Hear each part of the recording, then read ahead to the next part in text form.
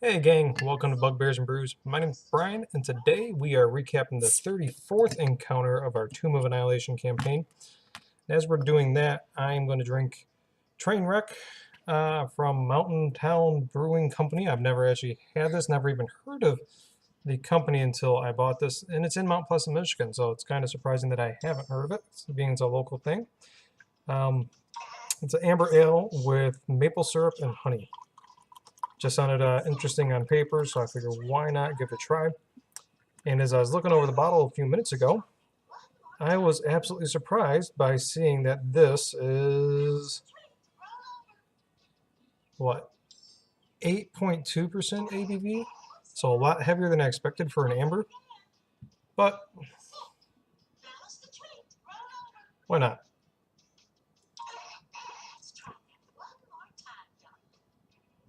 I don't get the maple like I was expecting. When I read maple syrup, I was like, oh, this could be either really good or it could be really bad. It's there, but it's not strongly pronounced. Same with the honey. I mean, it's a pretty solid amber.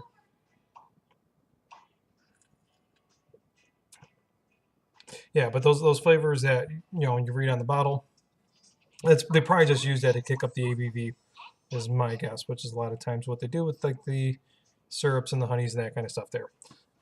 All in all, though, it doesn't taste like a 8.2. It's not super syrupy. It's not thick. Doesn't feel uh, doesn't feel like a Trappist or anything like that. Some of the ones with the higher ABV do. Don't get me wrong, I love Trappist, but yeah. So far, I like it. So we start off with everybody getting attacked by 10 Minotaurs, and I thought this was going to go horribly, horribly, horribly, horrible. Yeah, horribly, horribly, horrible for the party. But thanks to some good uses of Turn Undead, I think we only had like 2 or 3 Minotaurs up at a time. And so you guys were able to take them out relatively easy. They did hit you, and when they hit you, they hit like a truck. I know Sai was not looking good and wound up having to leave the room.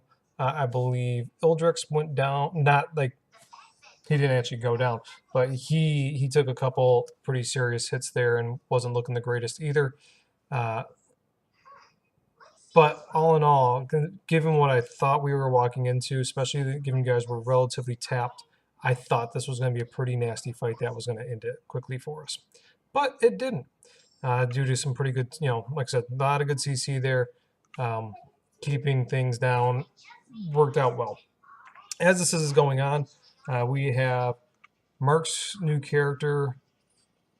Oh, what is the name? Salivar? Something along those lines. I apologize, Mark. Anyway, Mark's new character, the druid, I think Salivar, but I'm just going to call it the druid for the moment, is in the maze with Don. They're not like together, but they're both in this maze. Not Thessalon. Man, come on, Brian, get with the program here. Valen, right? Wow. I'm sorry. I'm just really, really messing up stuff here. I want to say Vander. It's not Vander. Navarre. Wow. There we go. Navarre is in the maze, and he's just kind of hanging out. And because combat ended up pretty quick, he was able to just kind of relax and just take in the situation, and then decided, let's fly out of the maze. And that's when things got a little hairy there, because he flew out of the maze. And when you fly out of the maze, you take some damage. And so he took some damage. And at this point, like, everybody left the room except for Thessalon, who Thessalon was on the ceiling with Spider Climb. And so it was Minotaur's turn next. And the only person that's on the ground within reach is Navarre.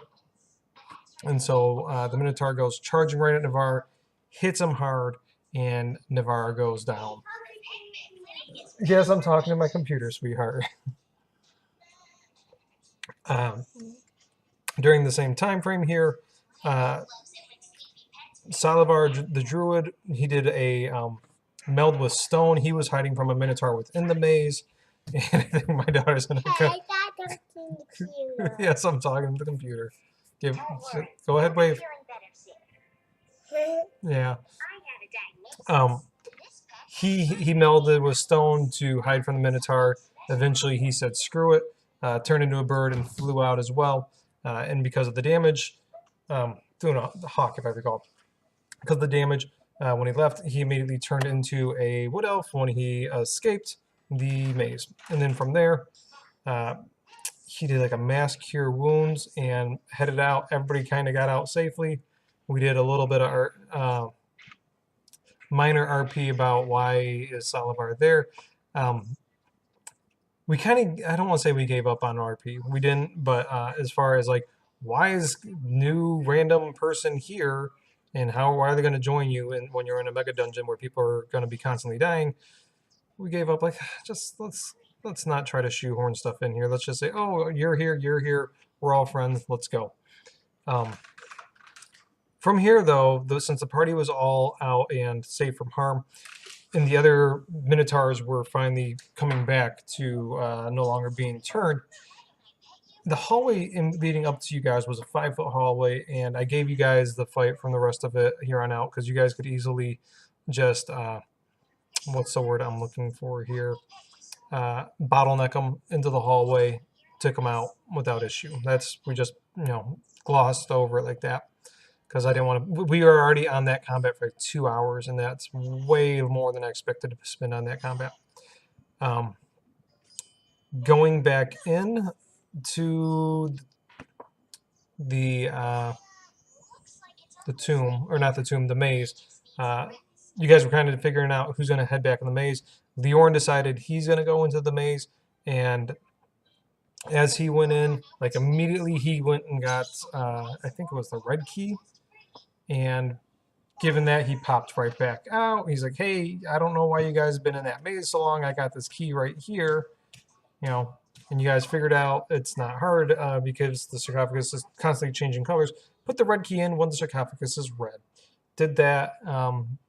Couple goodies in there. I forgot what exactly was in there, and I apologize. I know there was a charm of the ghoul or something like that allows you to eat flesh and regain hit points, and nobody wanted any part of that. And I don't recall anybody wanting any part of the other object that was in there either that was magical. Not a very oopsie doodles, yes babe, not a very important chest for you guys there.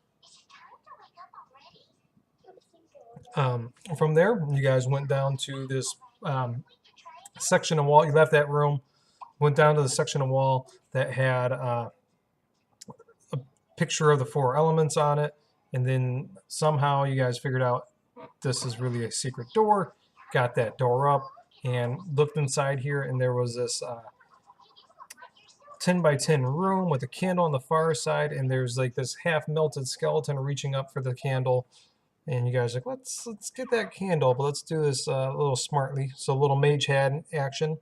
And as you pulled the candle away, lava just kept on pouring down in the room. You guys were out of the room, luckily, thanks to mage hand.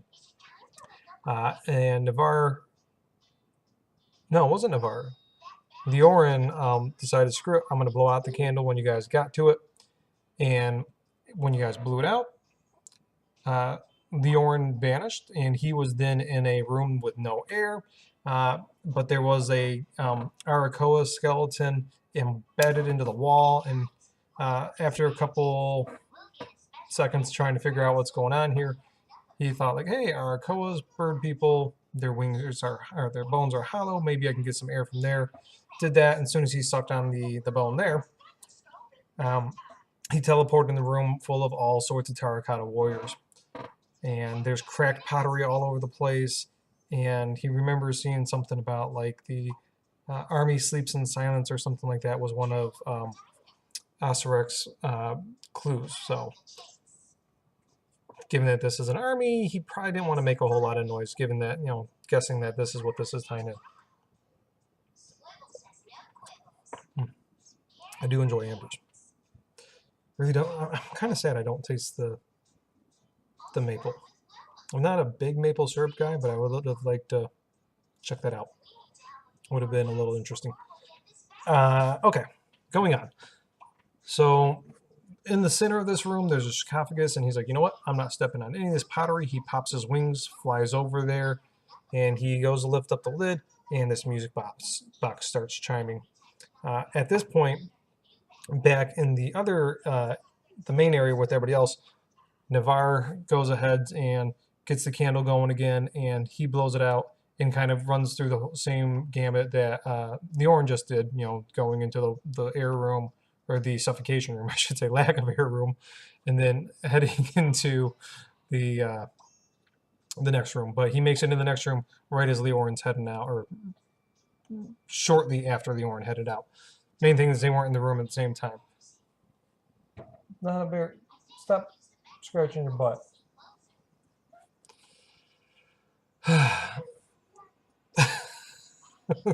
So, sorry, not my my best video by far. Navarre, he goes ahead and I think he mentioned doors over to the sarcophagus instead of having to deal with all the pottery shards. And from there, he peels back the lid, music box goes off, and he sees like all these terracotta warriors turn to him. So he says, "Screw this!" He jumps into the coffin with the Commodin, the snake. Yes, I know I'm talking to my computer. You're being a goofy girl. And with the Commodin, so these are the jaguar with the snakes on the shoulders, Commodin skeleton.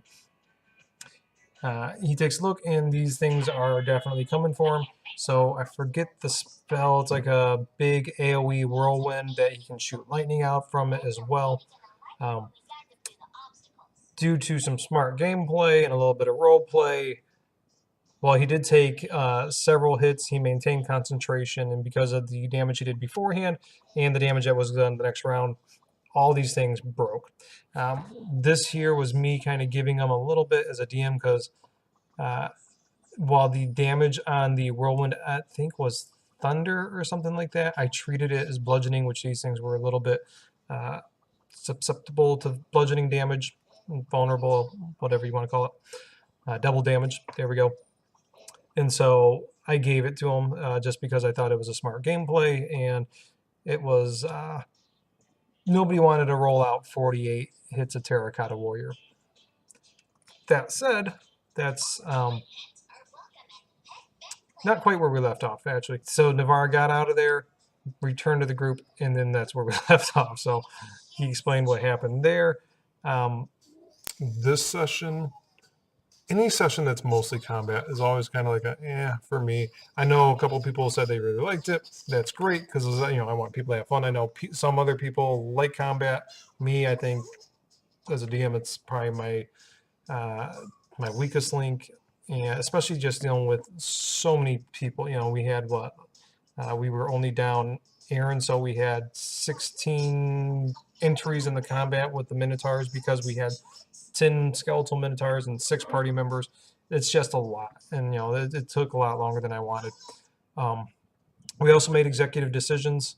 I did, and the party kind of agreed that I'm cutting out a lot of the bullshit rooms.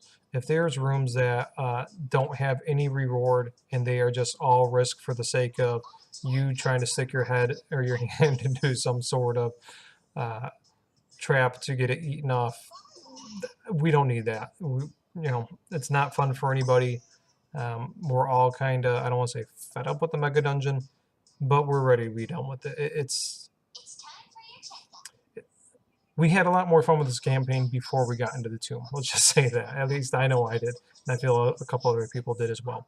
So you guys did decide that you are going to head down to the next level. That's level 5. That was made. That decision was made even before I pulled the trigger of cutting out the crappy rooms that don't mean anything for us. So next week we'll pick up on level 5 of the tomb, and we will see what goes on there. Talk to you later, guys. I'm gonna enjoy the rest of my day beer. Day beer. That's 2 days in a row I had day beer. Man.